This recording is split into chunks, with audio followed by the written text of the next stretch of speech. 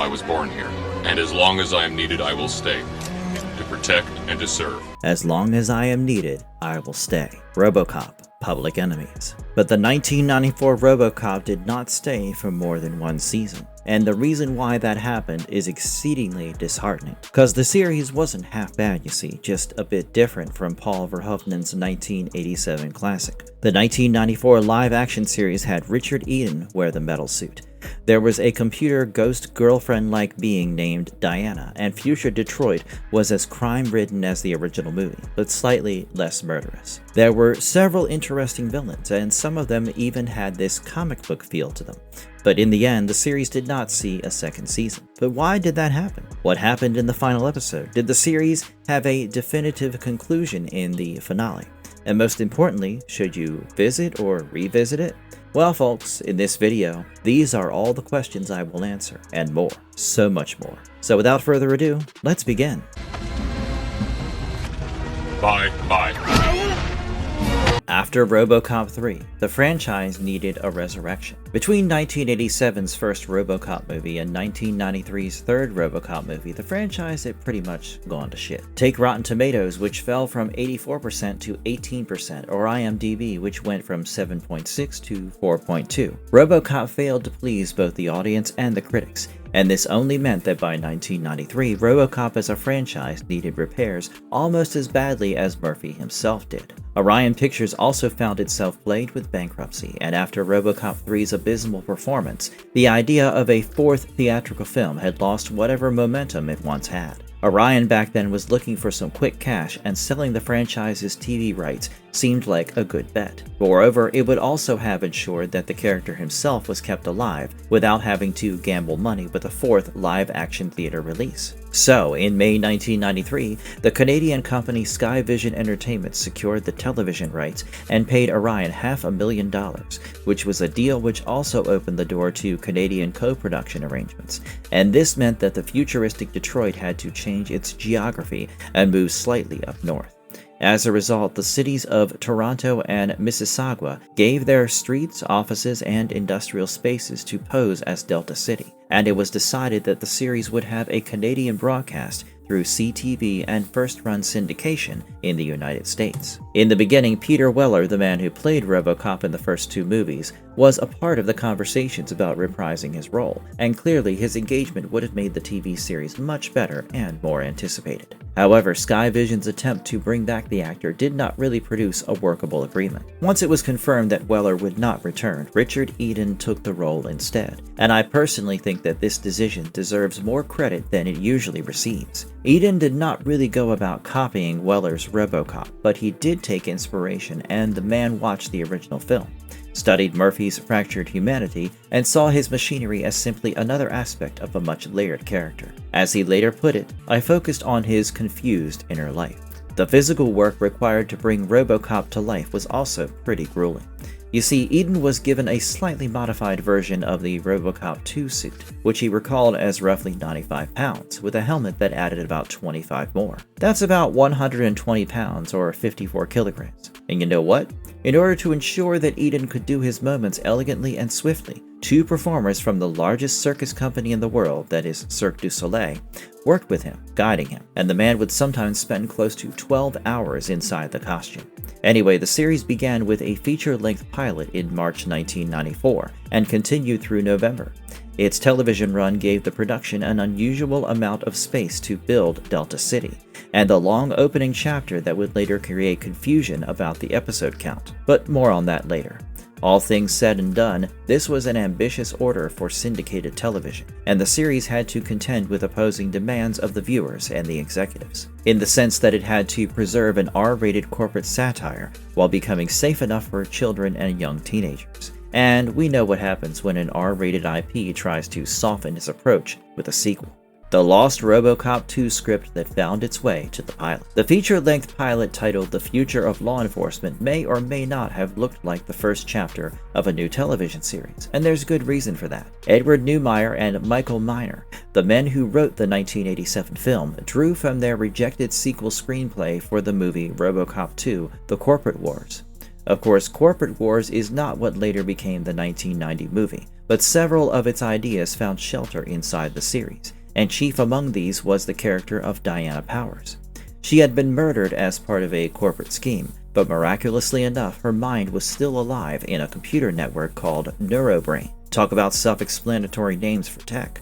Anyway, so she could move through OCP systems, appear to Murphy as a human figure, and she would also help him from inside the very corporation that owned his body. Andrea Roth played Diana, and she did so well enough that one could forget that she was playing a talking search engine of sorts. Michael Miner later described the original idea as RoboCop having a relationship with a personality inside a computer. And if you think about it, this hyper unusual story kinda sorta makes sense. I mean, Murphy was a dead man whose consciousness was basically transferred into hardware, while Diana was a dead woman whose consciousness was transferred to a network, meaning they probably understood each other much better than a married couple of 40 years would understand each other. And they fit like pieces of a jigsaw, in the sense that one of them had a body but little to no freedom of thought, while the other had freedom of thought but not a body. And this parallel gave the pilot its genuinely strong RoboCop vibe. OCP exploited labor and sold dangerous products, but here it also claimed ownership over whatever little remained of two human lives, almost as if they were just products or assets. And although the television limits softened the violence in the show, the underlying themes of emotional violence and treatment of humans as slaves working for evil corporations did remain intact. Oh, and yes, before I forget, so Neumeier and Miner did not create the whole season, and their involvement became more complicated as the pilot started to move forward. But yeah, the long opening episode allowed their abandoned sequel to find an audience. And if you haven't had the chance to check it out yet, I strongly suggest you do that in your first leisure. This was not RoboCop 4. The show created its own timeline. I think it won't be wrong to assume that the TV series was basically an alternate continuation of the original film from 1987. But yeah, I do get the urge that one might have to see it as RoboCop 4, which, my friend, it was not. In fact, the series hardly made any effort to preserve the events of RoboCop 2 or RoboCop 3.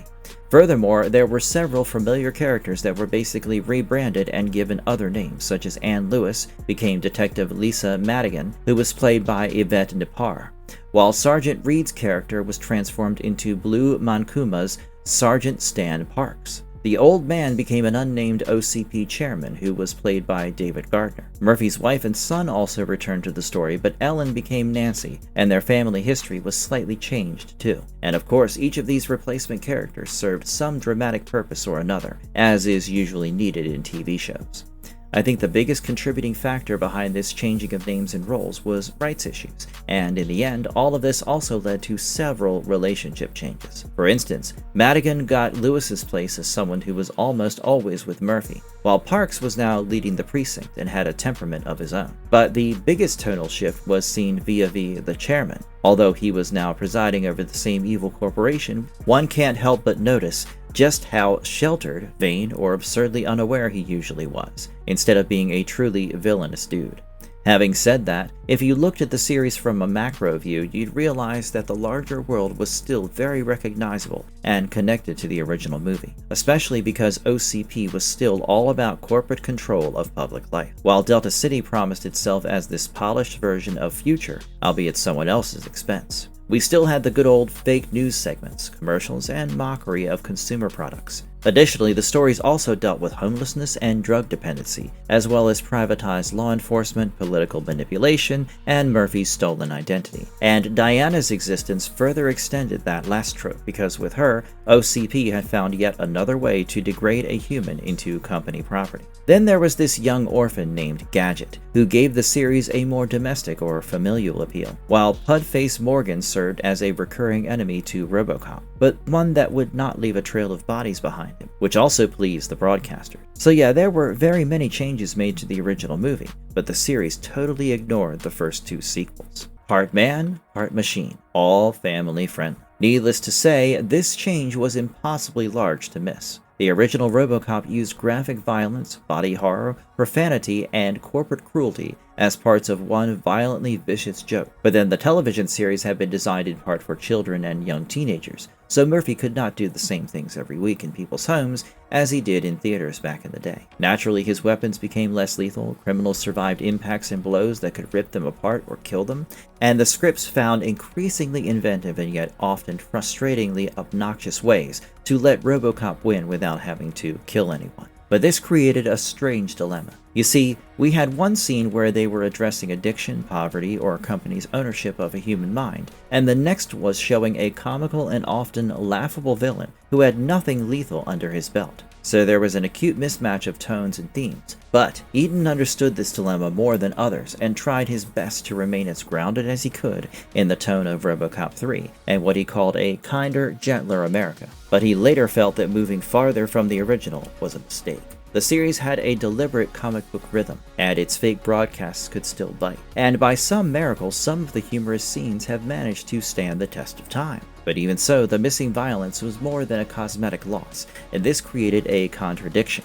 Children were supposed to root for a metal superhero, but yet his employer owned his face, memories, and future. There was substance here, though it often felt like a serious idea forced to wear safety gear, which should not have been the case with a RoboCop installment. The final episode became a useful test of that approach. Its assassination plot had tropes like political power, stock manipulation, and a bomb hidden inside Murphy's body. A film version could have made such a discovery especially grim and violent, but the TV series turned it into a tense puzzle, or a thriller of sorts, one that Murphy had to live through and win, using logic, restraint, etc.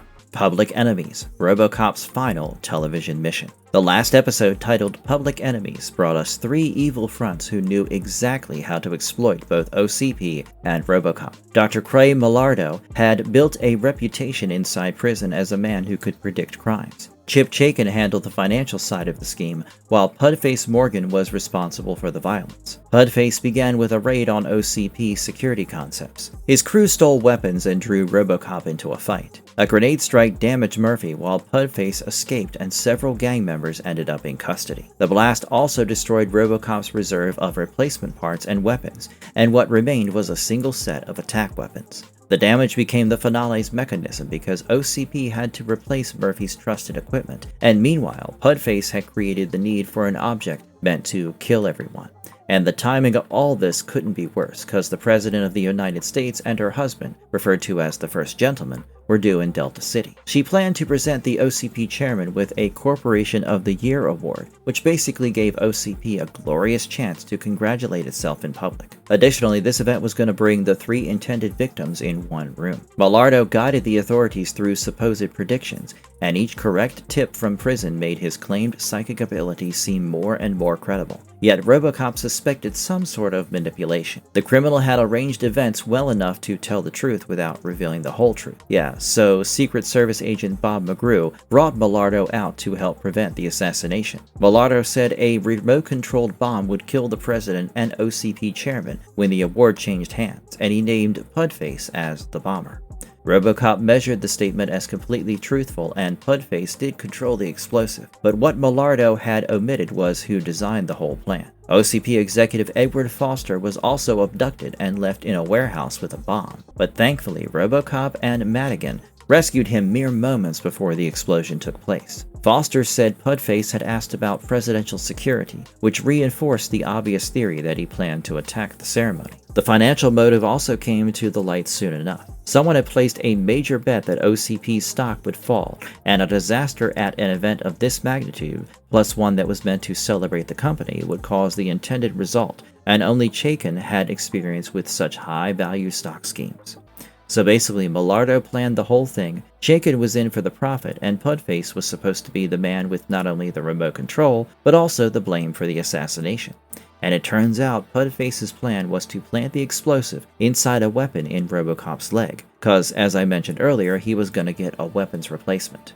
Murphy was therefore both the story's detective as well as the threat.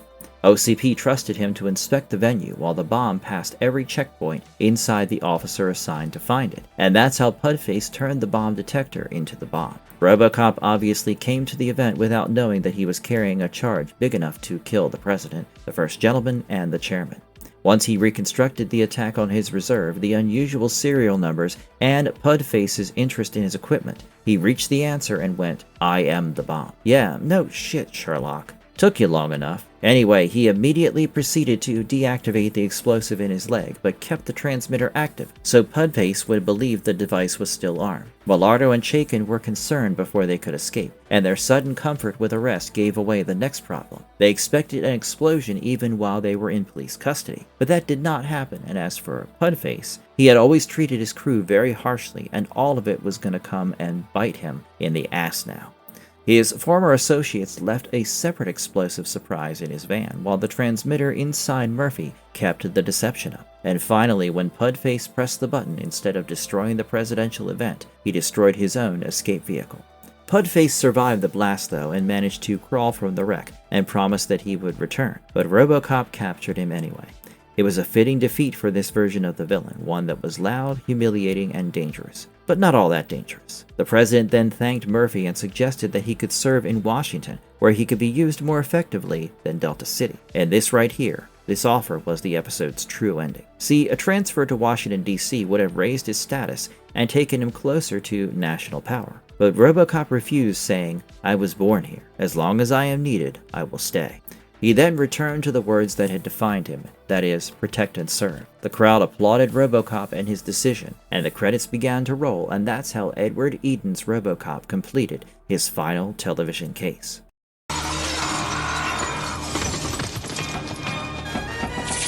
Did RoboCop have a logical end, or was it canceled?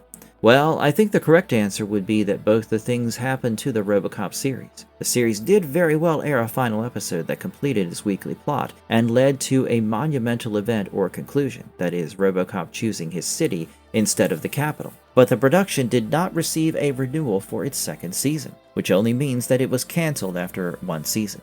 Furthermore, the cast did not know that the Public Enemies episode was going to be the last one. And after a punishing shoot through a severe Toronto winter, Eden and the rest of the crew expected a break while the prospect of more episodes remained open. Eden even recalled a discussion about a better fitting and more streamlined suit for a second year. Alas, that did not come to pass. And of course, the biggest contributing factor behind RoboCop's cancellation after its single season was its budget. Skyvision executive Kevin Gillis had estimated the cost to be roughly $1.2 million to $1.5 million per episode, which made the series expensive by the standards of first-run syndication.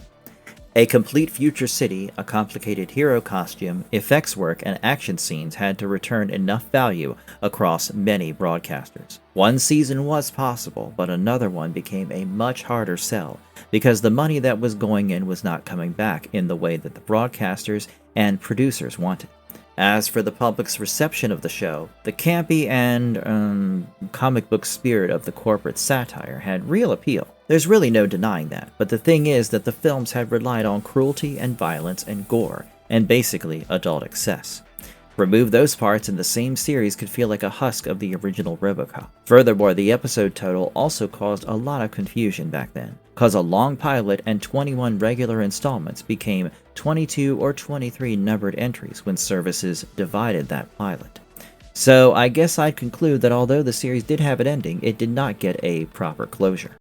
The original writers said the producers missed the joke. So according to Edward Neumayer's rather blunt account of the creative friction around the show, the producers first tried to limit his involvement, but he and Michael Miner eventually wrote the pilot and stayed connective as creative consultants. He also felt that the people who controlled the series did not grasp the peculiar humor that held RoboCop together. They didn't understand the level of humor required for RoboCop, Neumayer said years later. He believed the television version became too dependent on obvious gags and what he called clown-funny material.